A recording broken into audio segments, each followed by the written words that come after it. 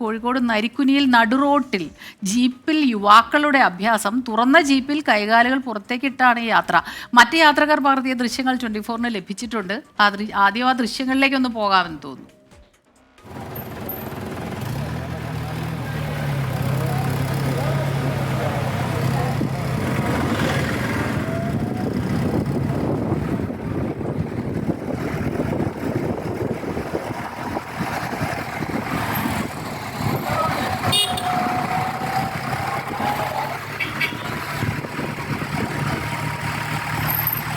രാഹുൽ സുരേഷ് ചേരുന്നുണ്ട് കോഴിക്കോട്ട് നിന്ന്. രാഹുൽ, ഈ പലപ്പോഴും ഈ നിയമലംഘനം അത് കർശനമായ നടപടികൾ ഉണ്ടെന്നൊക്കെ ഇവർക്ക് അറിയാഞ്ഞിട്ടൊന്നുമല്ല. ഇതിപ്പോൾ എവിടെയാണ് ഈ സംഭവം? നരിക്കുനിയിൽ എങ്ങോട്ടേക്കാണ് ഇവർ പോകുന്നത്?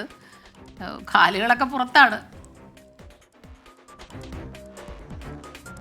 അതെ സ്മിത, അതായത് നമ്മൾ വീട്ടിലൊക്കെ ഇരിക്കുമ്പോൾ കസേരയിലോ സോഫയിലോ ഒക്കെ ഇരിക്കുമ്പോൾ കാലൊക്കെ നീട്ടി വെച്ചിരിക്കാറുണ്ട്. അതേ ലാഘവത്തോടെയാണ് ഈ യുവാക്കൾ തുറന്ന വാഹനത്തിൽ യാത്ര ചെയ്യുന്നത്. കോഴിക്കോട് നരിക്കുനിയിലാണ് ഈ സംഭവം. ഇന്ന് ഉച്ചയ്ക്ക് ഏതാണ്ട് 1 മണിക്ക് ശേഷമാണ് യുവാക്കൾ അപകടകരമായ രീതിയിൽ യാത്ര ചെയ്യുന്നത്. പുറകിലൂടെ എത്തിയ ബൈക്കിൽ യാത്ര ചെയ്യുകയായിരുന്ന ആളുകളാണ് ഈ ദൃശ്യങ്ങൾ പകർത്തിയ ശേഷം നമുക്ക് അയച്ചു തന്നിട്ടുള്ളത്. നമ്മൾ മനസ്സിലാക്കുന്നതനുസരിച്ച് 6 യുവാക്കളായിരുന്നു ഈ വാഹനത്തിൽ ഉണ്ടായിരുന്നത്. നരിക്കുനിയിൽ നിന്നും എളേറ്റിൽ വട്ടോളി ഭാഗത്തേക്കായിരുന്നു ഇവരുടെ യാത്ര. KL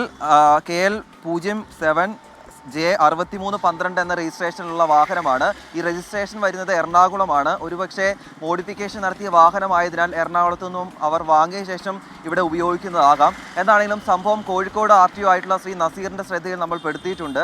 അദ്ദേഹം പറയുന്നത് നന്മണ്ട ജോയിന്റ് RTOയ്ക്ക് ഇത് സംബന്ധിച്ച് നടപടി സ്വീകരിക്കാൻ നിർദ്ദേശം നൽകിയിട്ടുണ്ട്. ഉടൻ തന്നെ വാഹനം കണ്ടെത്താനും ഈ വാഹനത്തിൻ്റെ ഉടമയോട് ഉൾപ്പെടെ ഹാജരാകാനും RTO നിർദ്ദേശം നൽകിയിട്ടുണ്ട്. അതുകൊണ്ട് തന്നെ ഉടൻ നടപടി ഉണ്ടാകുമെന്ന് തന്നെ നമുക്ക് പ്രതീക്ഷിക്കാം. ശരി, രാഹുൽ സുരേഷാണ് കോഴിക്കോട് നിന്ന് വിവരങ്ങൾ നൽകിയത്. രാഹുൽ ആദ്യം പറഞ്ഞ വാചകം കേട്ടപ്പോൾ ചിരി വന്നെങ്കിലും പക്ഷെ കാര്യം അതാണ്, നമ്മൾ വീട്ടിലൊക്കെ കസാരയിൽ ഇരിക്കുന്ന പോലെയാണ് ഇരുന്ന് പോകുന്നത്. പിന്നെ എത്രയൊക്കെ ചിരിച്ചാലും ഈ പറഞ്ഞതുപോലെ ചെറിയൊരു അശ്രദ്ധ മതി എന്തെങ്കിലും വലിയ അപകടങ്ങളിലേക്ക് വഴിവെക്കാൻ. സിനിമയിലൊക്കെ കാണുമ്പോൾ നമുക്ക് ചിലപ്പോൾ തോന്നാറുണ്ട് ഇങ്ങനെയൊക്കെ പോകണമെന്ന്, പക്ഷെ പോകാത്തത് ജീവനി കൊതിയുള്ളത് കൊണ്ട്. അതെ, അത് മാത്രമല്ല, നിയമലംഘനം നടത്തി കഴിഞ്ഞാൽ ഇപ്പോഴാണെങ്കിൽ കുറെ കൂടെ കർശനമാക്കിയിട്ടുണ്ട്. അപ്പൊ നടപടി ഉണ്ടാകും എന്തായാലും. പക്ഷെ ഈയിടെയായിട്ട് ഒരുപാട് വാർത്തകൾ ഇങ്ങനെ വരുന്നുണ്ട്. ഈ കൗതുകവും ആവേശവും ഒക്കെ ലേശം കൂടുതലാണെന്ന് തോന്നുന്നു. പക്ഷെ ജീവനും കൂടെ സൂക്ഷിക്കേണ്ടതാണ്. അതും അവരുടെ ജീവൻ മാത്രമല്ലല്ലോ, അസാധ്യമായി വണ്ടി ഓടിച്ചാൽ മറ്റുള്ളവരുടെ ജീവനും അവർക്ക് തന്നെയല്ലേ ഉത്തരവാദിത്വം. അത് ശ്രദ്ധിക്കേണ്ടേ.